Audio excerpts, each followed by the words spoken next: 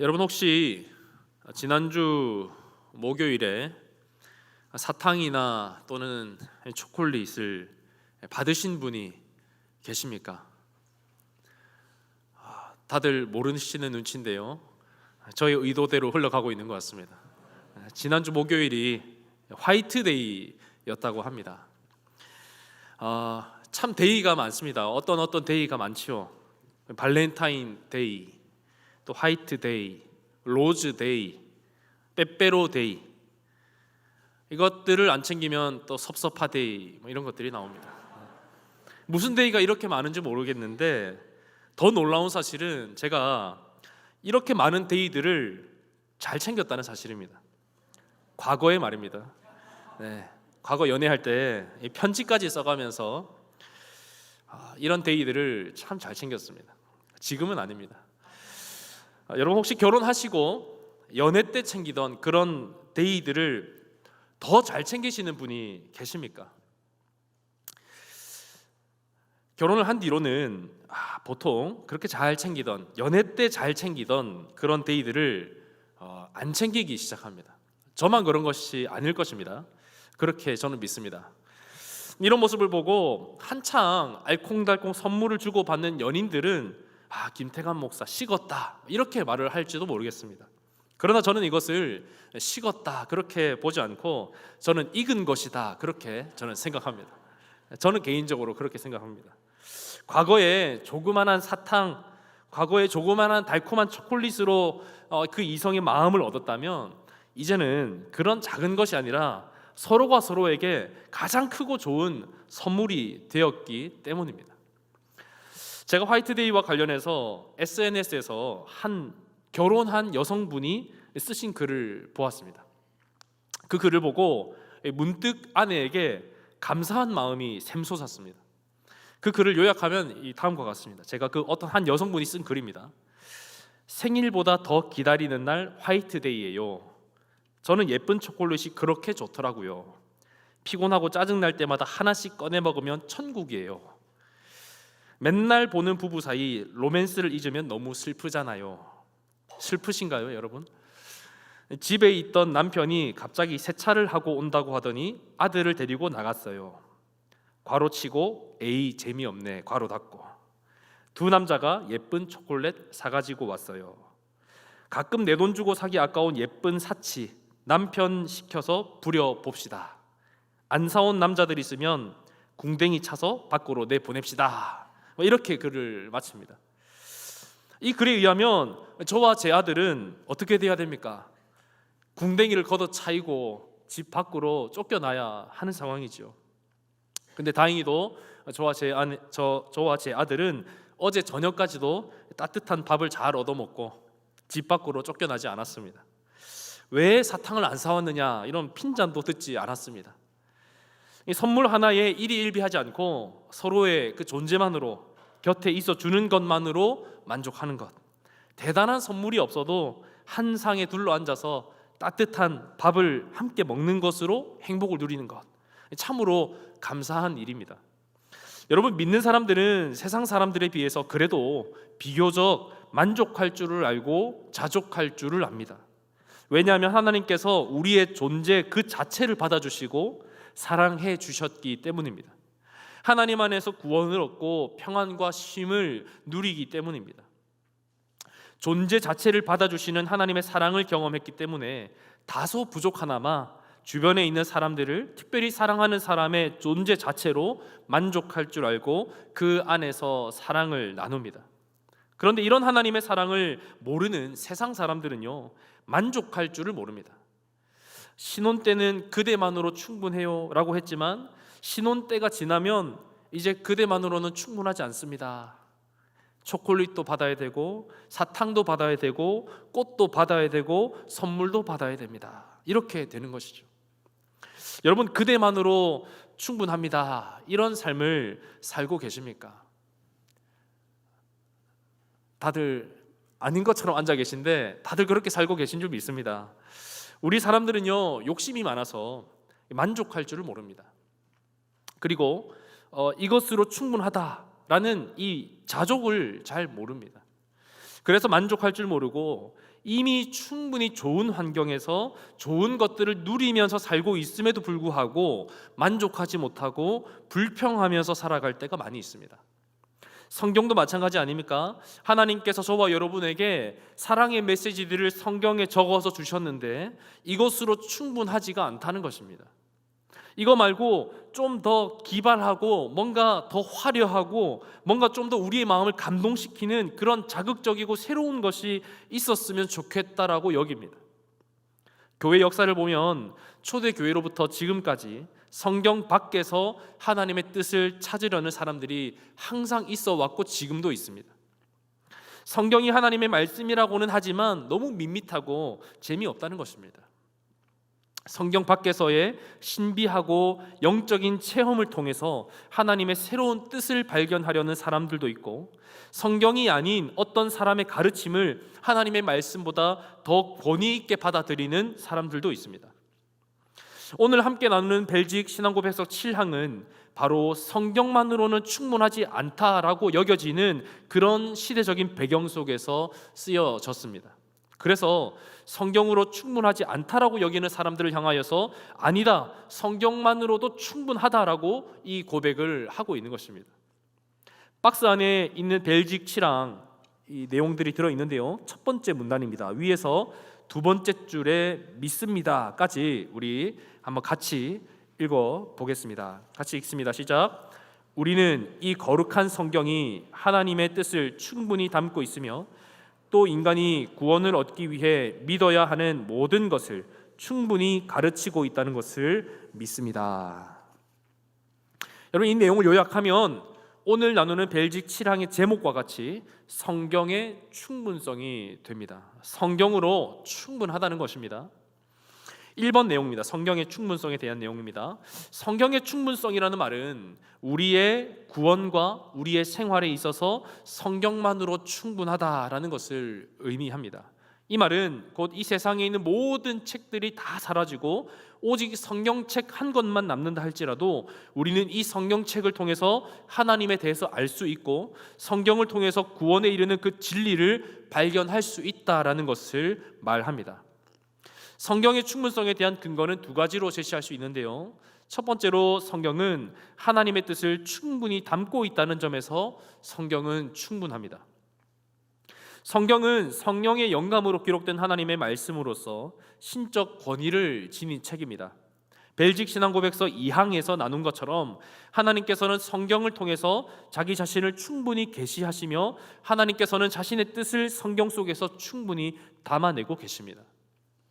둘째로 성경은 우리가 구원받기 위해서 필요한 모든 것을 가르치고 있다라는 점에서 성경은 충분합니다.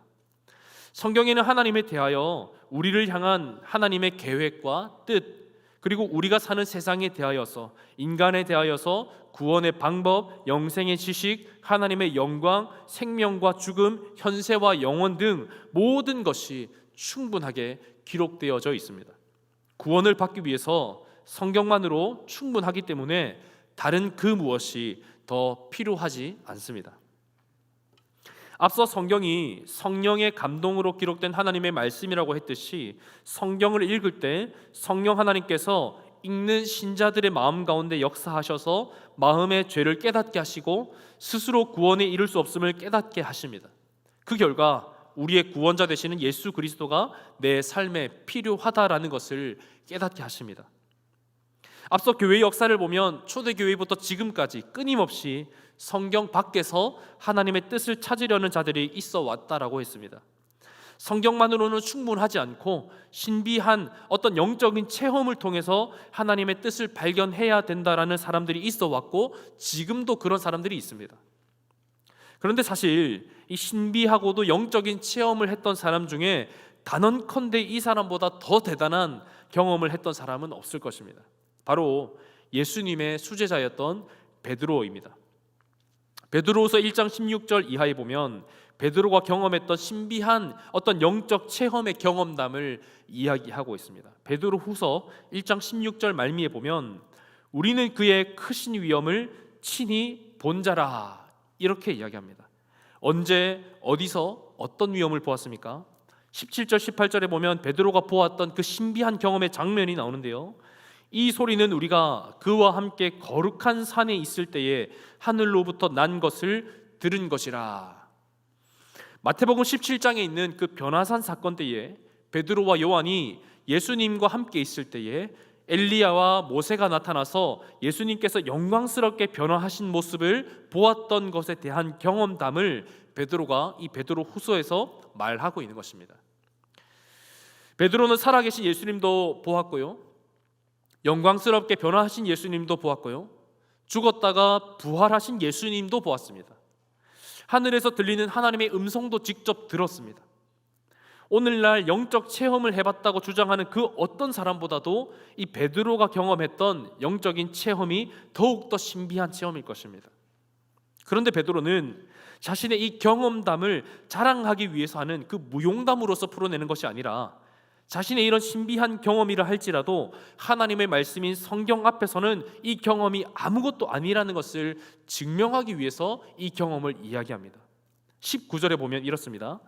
또 우리에게는 더 확실한 예언이 있어 어두운 데를 비추는 등불과 같으니, 이렇게 말합니다. 자신이 직접 눈으로 보고 귀로 들은 그 신비한 체험보다도 더 확실한 것이 있다라는 것입니다. 비록 베드로가 대단한 신비한 경험을 했지만 그것보다도 훨씬 대단한 것이 있는데 그것이 바로 20절부터 말하는 성경입니다.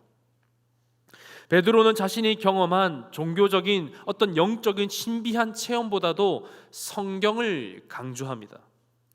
자신의 눈으로 직접 보았던 예수님의 영광, 자신이 귀로 직접 들었던 하나님의 신비로운 음성, 그것을 강조하지 않습니다. 오히려 성경만이 하나님을 아는 가장 확실한 방법이라는 사실, 성경의 충분성에 대해서 베드로는 이야기합니다. 여러분, 성경만으로 하나님에 대해서 알아가고 우리의 구원자 되시는 예수님에 대해서 알아가고 지금도 우리 안에 중부하고 계시는 성령님에 대해서 알아가기에 조금도 부족함이 없이 충분함을 믿으시기를 바랍니다. 우리를 사랑하시고 우리를 구원하시기를 기뻐하시는 하나님의 말씀을 굳게 붙잡고 그 생명의 풍성함 안에 거하시기를 바랍니다. 우리가 이 벨직 신앙고백서 7항 성경의 충분성을 보면서 놓치지 말아야 하는 부분이 있습니다. 바로 성경의 충분함을 이야기하면서 예배에 대해서 함께 언급을 하고 있다는 점입니다. 2번 내용입니다. 그 인쇄물 1페이지에 벨직 7항의 내용의 두 번째 문단입니다.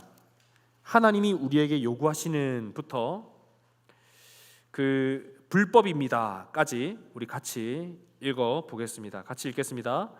하나님이 우리에게 요구하시는 예배의 모든 방식이 성경에 일반적으로 기록되어 있기에 성경이 가르치는 것 외에 다른 것을 가르치는 것은 누구든지 심지어 사도들이라 할지라도 불법입니다. 아멘. 여러분, 성경과 예배를 관련지어서 언급하고 있는 이유는 종교개혁의 불길이 한창 뜨겁게 타오르던 이 16세기 당시의 배경과 관련이 있습니다. 벨직 신앙고백서가 작성될 이 당시는 종교개혁의 시대로 로마 가톨릭과 첨예하게 대립하던 시대였습니다. 로마 가톨릭은 성경 이외에 교황의 말과 권위를 중요하게 여겼습니다. 그리고 무엇보다 종교회의의 결정을 중요하게 여기고 절대시했습니다. 그렇기 때문에 로마 교회는 교황과 교회가 성경보다 우위를 점하였고, 그렇기 때문에 성도들은 사제들을 통해서만 성경을 간접적으로만 들을 수 있었습니다. 이런 배경 속에서 기도는 거룩하게 여겨지는 인간의 그 어떤 글과 저작물이라도 성경과 동등할 수 없다라고 천명하고 있습니다. 교황의 말을 성경의 권위에 올려놓는 그 로마 교회를 고발하는 것이죠. 이는 신앙의 규범으로 여겨지는 법령과 종교회의의 그 어떤 결정이라 할지라도 성경과 동등하지도 않고 우선시 될 수도 없음을 의미합니다. 그러나 개혁주의 교회는 그렇지 않습니다. 웨스터민스터 신앙고백서 31장 3항에서도 모든 대회나 공회는 사도시대 이후부터 총회이든 지방회의든 간에 오류를 범할 수 있었고 많은 회의들이 실로 오류를 범했다라고 인정합니다. 그렇기 때문에 회의를 믿음과 생활의 법칙으로 삼는 것이 아닌 보조 수단으로 사용해야 된다라고 말합니다. 왜냐하면 인간의 결정으로 성경이 정해지는 것이 아니라 성경은 이미 성경 그 자체로 스스로를 증명하는 신적 권위를 지닌 책이기 때문입니다. 벨직 신앙 고백서뿐 아니라 웨스트민스터 신앙 고백서를 비롯한 수많은 신앙 고백서들이 이 성경의 권위를 강조하는 것은 기독교 신앙의 핵심이 성경보다 우위에 있는 그 어떤 것도 인정하지 않는 것에 있기 때문입니다. 이것을 가장 잘 표현해주는 말이 우리가 잘 아는 종교개혁의 5대 강령 중 하나인 오직 성경입니다. 여러분, 벨직 신앙 고백서 7항이 기록될 당시의 배경과 또 이 7항의 의미에 대해서 조금 살펴보았습니다. 성경이 우리의 구원과 우리의 신앙에 있어서 조금도 부족하지 않고 충분하다라는 것을 우리는 배웠고 또 그렇게 믿습니다. 바로 여기에서 우리가 주의해야 할 점이 있습니다. 말로만 66권이 하나님의 말씀인 정경입니다. 말로만 66권 성경으로 충분합니다 라고 할 것이 아니라 실제로 우리의 삶이 그렇게 믿는 대로 살아가야 한다는 사실입니다. 100% 말씀대로만 살아갈 수는 없겠지만 최소한 그렇게 살아가기 위해서 발버둥 쳐야 한다는 것입니다. 입으로는 고백하지만 삶으로는 전혀 그렇게 살아가지 않는다면 이것이야말로 야고보 사도가 경계했던 죽은 믿음이지 않겠습니까? 우리는 이런 안일한 신앙 태도를 경계해야 합니다. 여러분, 불치병에 걸린 환자가 있다라고 가정해 봅시다. 그런데 한 제약회사가 이 불치병을 치료할 특효약을 개발해 성공했습니다. 이 약을 먹기만 하면 기적처럼 병이 낫는다고 합니다. 그런데 이 약의 가격이 1회 복용하는데 2억 원이라고 합니다. 어떻게 하시겠습니까? 적지 않은 돈이지만 대출을 받든 어떻게 해서든지 그 약을 구해서 먹지 않겠습니까? 왜 그렇게 합니까? 그 약을 먹기만 하면 살 수 있기 때문입니다. 살기 위해서 뭐든지 합니다. 살기 위해서 새끼 밥을 챙겨 먹습니다. 살기 위해서 계절에 맞는 옷도 잘 챙겨 입습니다. 살기 위해서 병원도 다니고요. 더 오래 건강하게 살기 위해서 꼬박꼬박 보험료를 내면서 보험에도 가입을 합니다. 살기 위해서 그렇게 합니다. 이 땅에서의 잠깐의 그 찰나의 삶을 살기 위해서도 이렇게 열심히 살아가는데 아이러니하게 영원한 삶을 살기 위해서 많은 사람들은 아무것도 하지 않습니다. 죄를 해결할 뿐 예수님이 성경에 분명히 밝혀 나타나고 있는데 예수님을 찾지 않습니다. 아이러니한 일이죠. 우리는 이런 말뿐인 믿음, 죽은 믿음에 빠지지 않기 위해서 부단히 경계하고 노력해야 하는 것입니다. 하나님에 대해서, 예수님에 대해서, 성령님에 대해서, 세상에 대해서, 또 내 삶에 대해서 더 잘 알고 더 잘 살아내기 위해서 이 성경 말씀을 우리는 주야로 묵상해야 합니다. 그리고 그 말씀대로 순종하며 살아가기 위해 부단히 노력해야 합니다. 물론 그렇게 하려고 내가 마음 먹는다라고 해서 100% 그렇게 다 살아낼 수는 없습니다. 그래도 내가 할 수 있는 선에서는 최대한의 노력을 해야 하는 것이죠. 나의 부족한 부분들에 대해서는 또 기도해야 합니다. 이것이 내 삶에 성경으로 충분하다라는 것을 믿는 참된 신자의 바른 태도라고 할 것입니다. 여러분, 성경만으로 우리의 삶에 충분합니다. 이 고백이 우리의 입술과 또 우리의 일상 가운데 나타내며 살아가시는 저와 여러분 되시기를 주님의 이름으로 축원합니다.